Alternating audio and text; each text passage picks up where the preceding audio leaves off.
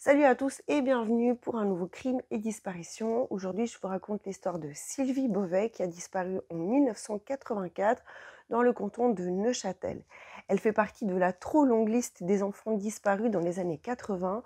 On dénombre pas moins de 22 enfants disparus entre 1980 et 1989. 14 d'entre eux ont malheureusement été retrouvés assassinés et 8 d'entre eux n'ont toujours pas été retrouvés.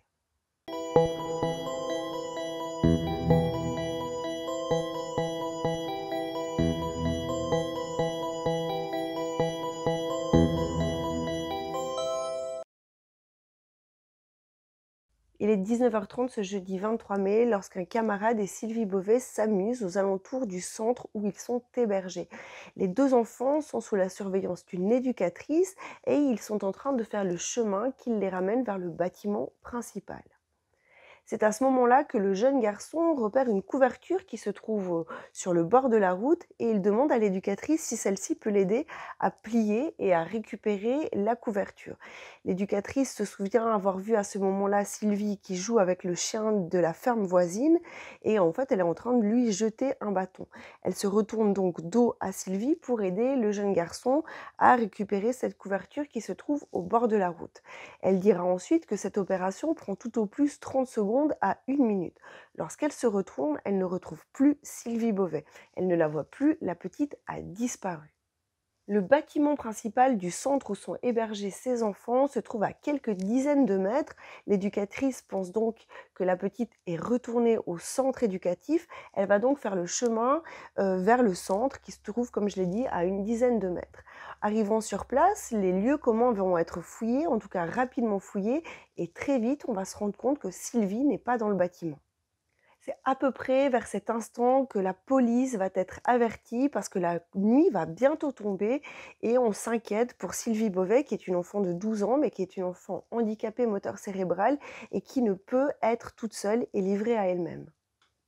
L'éducatrice se dit qu'il est tout à fait possible que Sylvie se soit trompée de route parce que non loin de l'endroit où se trouvait l'éducatrice et le camarade de Sylvie se trouve une intersection avec une route qui part sur la gauche et une route forestière qui part tout droit et qui s'enfonce dans la forêt. L'éducatrice va donc aller récupérer sa voiture et faire ce trajet avec sa voiture. Malheureusement, elle ne trouve aucune trace de Sylvie. Elle revient donc vers le centre éducatif où une fouille est établie autour du centre et dans toutes les pièces du bâtiment. En effet, on entreprend de fouiller tous les alentours du bâtiment principal parce qu'il y a d'autres bâtiments plus petits, il y a des fermes, il y a des petits bâtiments, des petits réduits autour du bâtiment principal. La police est sur place et tout ce monde tente rapidement de retrouver l'enfant. Il est 21h lorsque le papa de Sylvie est prévenu par les responsables du foyer où sa fille est hébergée. On lui dit de ne pas se faire de soucis, que Sylvie s'est probablement perdue sur le chemin qui mène au centre éducatif et qu'on est en train de la rechercher mais qu'il n'a pas lieu de se faire du souci. La police est sur place, on fait le maximum pour retrouver l'enfant. Ce n'est que 2 heures plus tard qu'on va enfin prévenir la maman de Sylvie. On va l'appeler, on va tenir le même discours qu'au papa. Il ne faut pas se faire du souci, la petite a disparu, mais on va la retrouver. Elle s'est simplement perdue sur le trajet qui mène au foyer. Le vendredi matin, la police, munie d'une photo de Sylvie Beauvais, va faire du porte-à-porte et c'est là qu'elle se rend compte que 3 personnes l'ont vue quelques minutes après sa disparition. En effet, un témoin l'a vue à 20h, soit une demi-heure après sa disparition, sur une route forestière non loin du centre. En fait, il passe avec son tracteur, il veut rentrer chez lui et cet enfant se trouve au milieu de la route. Donc en fait, il ne peut pas passer. C'est tout ce dont il se souvient en fait. Je pense que même si Sylvie avait été au bord de la route, il aurait peut-être même complètement oublié qu'il l'avait croisée. Donc en gros, il ne peut pas passer avec son tracteur. La petite, elle a l'air un petit peu, elle n'a pas l'air de comprendre qu'en fait, elle lui bouche la route. Et en fait, quand enfin, elle se pousse au bord du chemin, lui, il peut continuer son chemin, rentrer chez lui et il oublie quasiment aussitôt qu'il l'a vue. Lorsque la RTS l'interroge et qu'il lui demande s'il n'a pas constaté que la petite avait un handicap moteur cérébral, il dira qu'il a certes constaté qu'elle le regardait drôlement, selon ses mots, mais il n'a pas constaté que la petite était effrayée ou apeurée. Alors c'est franchement dommage parce que cet homme n'a pensé à aucun moment à porter secours à cet enfant de 12 ans qui se retrouve à 20 heures au milieu de la forêt. Alors je pense que c'était une époque où on s'occupait un petit peu moins de ce que faisaient les autres, c'était pas plus mal, mais dans ce cas-là, c'est dommage parce que effectivement, il aurait pu lui parler, lui demander ce qu'elle faisait là, elle aurait peut-être pu lui dire qu'elle était perdue et l'histoire aurait pu s'arrêter là finalement. En tous les cas, après ces 3 témoignages, plus personne n'a observé l'enfant. C'est-à-dire que donc on l'a vu une demi-heure après sa disparition, 3 personnes l'ont vu, mais après plus aucune personne n'a croisé Sylvie. C'est le week-end de Pentecôte, ce qui permet à la police et aux militaires d'avoir de nombreux bénévoles pour les aider à tenter de retrouver Sylvie Beauvais. Un hélicoptère va également être déployé pour tenter de retrouver l'enfant, pour tenter de survoler toute la zone. Un radiesthésiste va également être appelé sur place. C'est quelque chose qui se faisait beaucoup à l'époque. Lorsqu'un enfant disparaissait, on appelait un radiesthésiste qui donnait des pistes et des endroits à fouiller plus que d'autres endroits.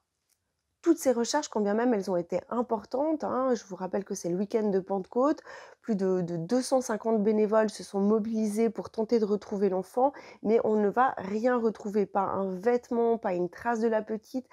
Vraiment, c'est comme si elle s'était évaporée, comme je l'ai dit, elle a disparu et on ne retrouve aucune trace de l'enfant depuis 20 heures, au moment où des témoins l'ont aperçu dans la forêt. Alors finalement, on se demande comment cet enfant de 12 ans a pu se perdre. Il y a deux-trois précisions qui sont importantes d'apporter à ce moment-là de l'affaire. Cette petite, elle a certes 12 ans, mais elle est handicapée moteur cérébral. Elle ne peut pas vivre sans la surveillance d'un adulte. Elle est d'ailleurs sous médicaments, ce qui commence à inquiéter sa famille et les responsables du centre. Il faut savoir qu'elle est en fait hébergée dans un autre centre habituellement. Ce centre a dû être rénové, c'est pourquoi tous les enfants qui logeaient dans ce centre qui est à Neuchâtel sont hébergés pour quelque temps au centre de la Rouvray qui se trouve en pleine nature. Donc Sylvie, elle connaît pas très très bien l'endroit et c'est pourquoi elle a pu tout à fait se perdre lorsqu'elle a voulu rentrer au bâtiment principal du centre. En début de semaine, l'espoir de retrouver Sylvie est assez faible. Le lundi et le mardi, les recherches vont continuer. Malheureusement, on va arrêter les recherches le mardi, donc on est moins d'une semaine après la disparition de Sylvie. Et honnêtement, après ça, j'ai l'impression que les recherches s'arrêtent complètement, comme l'enquête. On n'a plus d'articles de journaux, on n'a plus de couverture médiatique sur ce cas. Elle a disparu le jeudi, on la recherche jusqu'au mardi et l'affaire s'arrête là. Et après, finalement, les parents se diront assez peu soutenus, que ce soit par le foyer où est hébergée leur fille depuis 5 ans maintenant, que ce soit par la police, ils ont assez peu d'informations. Il faut dire que du fait que ses parents soient divorcés et que la petite soit dans un foyer, ça va rendre ce cas un petit peu plus compliqué. En effet, on ne parle pas d'une seule voix pour Sylvie Beauvais. Ses deux parents sont séparés, donc la famille n'est pas interrogée, on n'a pas de reportage, à part le reportage paru en 1986, mais directement après les faits, on n'a pas de parents qui viennent parler à la télévision, les journaux n'interrogent pas les parents, et les parents font pleinement confiance à l'institution qui s'occupait de leur fille. En fait, ils restent un petit peu en retrait, pensant que l'institution fait tout pour retrouver leur fille. Malheureusement, ils constatent un peu plus tard qu'ils ont été tenus un petit peu à l'écart de cette enquête et que finalement tout n'a peut-être pas été fait pour retrouver Sylvie. Étant donné que cette enquête n'a pas été, une enquête, de longue haleine, on en arrive directement aux hypothèses. Qu'est-ce qui a pu arriver à Sylvie Beauvais ce jeudi 23 mai 1984? Alors clairement, une piste qui est exclue directement, c'est celle de la fugue. Sylvie Beauvais, n'avait pas du tout, l'envie de fuguer, hein. C'est une enfant, comme je l'ai dit, qui vit sous la surveillance d'un adulte constamment, qui a besoin de soins, qui est sous médicaments, qui est handicapée moteur cérébral. Elle a certes 12 ans, mais elle a les capacités d'un enfant beaucoup plus petit. Qu'elle se soit égarée, ça semble être un fait acquis. La petite se retrouve sur cette route qui mène à son foyer, mais elle s'est trompée, au lieu de tourner, elle a continué tout droit. Elle a certainement continué à marcher, marcher, marcher, sans s'arrêter. Mais finalement, on aurait dû retrouver son corps. Si elle s'était perdue dans la forêt, si elle s'était blottie quelque part, on aurait dû soit retrouver l'enfant, soit retrouver son corps, ou du moins ses vêtements. Si elle avait été attaquée par une bête sauvage, on aurait probablement retrouvé des lambeaux de ses vêtements. Donc qu'elle se soit perdue, oui, mais ensuite, qu'est-ce qui s'est passé? Comment elle a pu s'évaporer? Comment elle a pu complètement disparaître à un moment donné de cette route? C'est ça qui, dans cette affaire, est assez incroyable. Sylvie, après s'être perdue, aurait pu avoir un accident. Mais de nouveau, comme l'hypothèse où elle s'est perdue dans la forêt, à un moment donné, on aurait trouvé ses vêtements, on aurait trouvé une chaussure, on aurait trouvé traces de Sylvie. Donc l'accident, elle aurait pu comme ouais, se fouler une cheville, se blottir quelque part parce qu'on l'a dit, Sylvie est timide. Elle aurait pu, apeurer, se mettre un petit peu en boule et attendre qu'on vienne la chercher. Mais pendant le vendredi, pendant le samedi, pendant le dimanche, énormément de gens ont crié son prénom. Il y a eu des chiens, il y a eu plein de volontaires et de bénévoles qui étaient dans la région. Je pense que Sylvie, en entendant son prénom, elle serait venue vers la personne qui l'appelle. Ce qui nous amène à l'hypothèse suivante, l'enlèvement. Alors à l'époque, on parlait surtout d'un enlèvement par un couple. L'idée, c'était qu'un couple étranger puisse venir en Suisse pour enlever un enfant, un couple en mal d'enfants, un couple qui ne pouvait adopter un enfant. Alors, cette hypothèse, elle revient pour quasiment toutes les affaires des années 80. Typiquement, dans l'enlèvement de Sarah Auberson, c'est la piste la plus souvent évoquée au moment de sa disparition.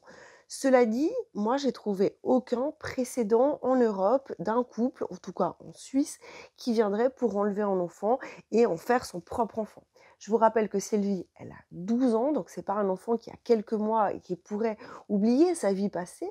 Je vous rappelle également que Sylvie est handicapée moteur cérébral et qu'elle a besoin de soins constants et de médicaments. Donc je vois mal un couple enlever un enfant aussi âgé, qui se rappellerait qu'elle a une maman, un papa ou qu'elle a vécu dans un foyer, et en plus qui enlèverait un enfant handicapé, donc qui va demander des soins constants et qui demandera des soins même à l'âge adulte.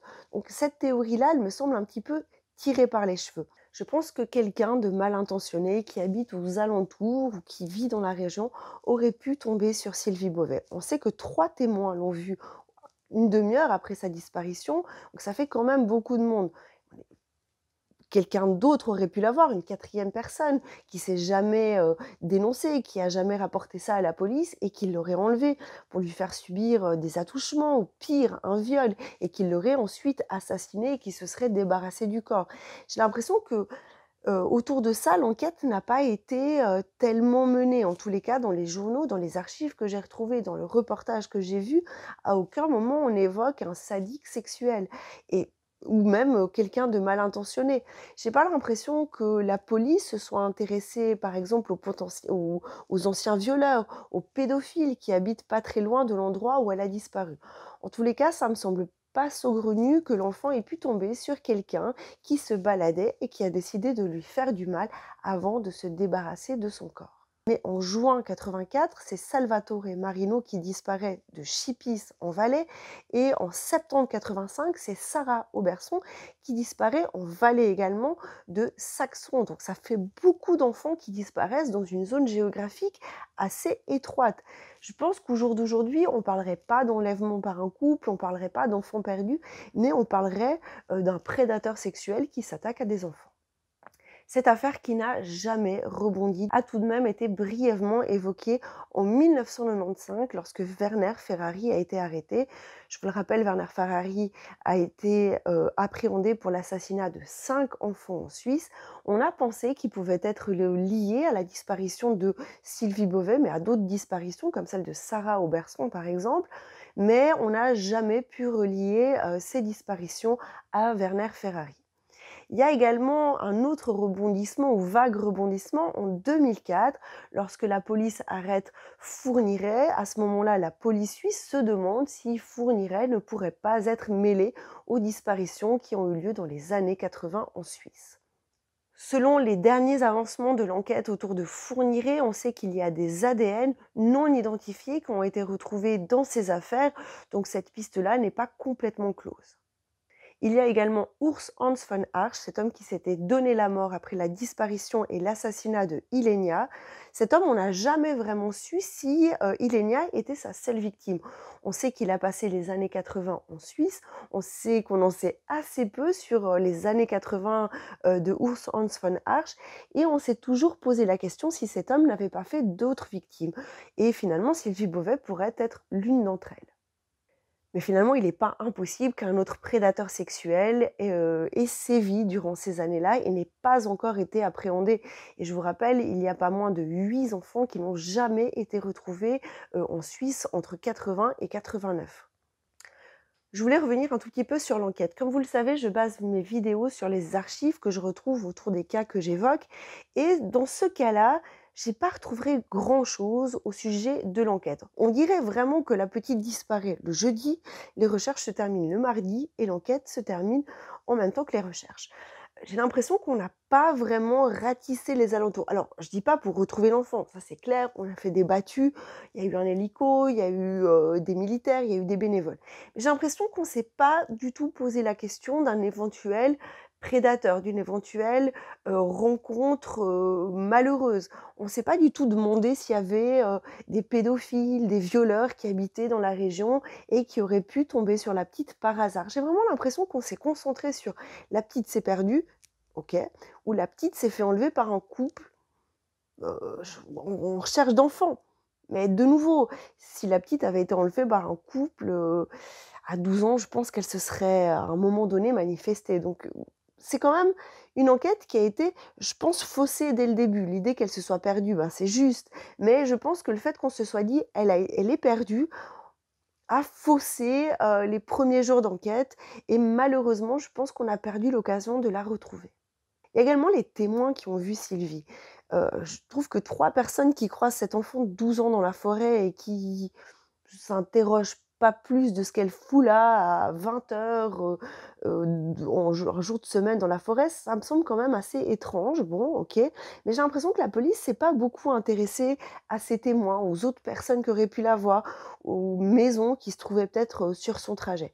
On sait qu'elle se dirigeait vers la montagne de Boudry, hein, ça c'est l'un des témoins qui le dit, mais après on ne sait pas grand-chose. Honnêtement, j'aimerais me tromper au niveau de cette enquête.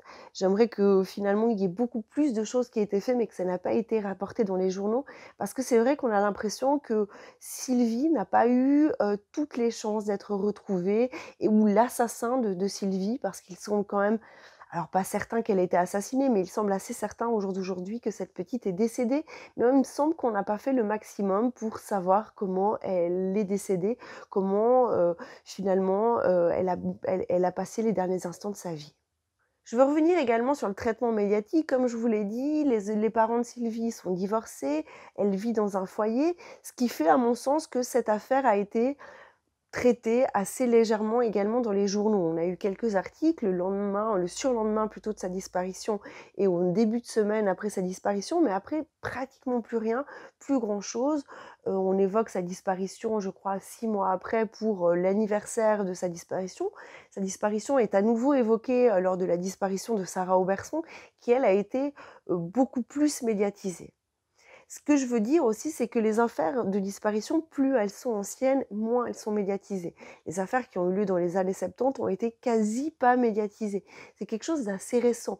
Plus on avance dans le temps ensuite et plus ces disparitions sont médiatisées, plus il y a une couverture médiatique autour de ces faits.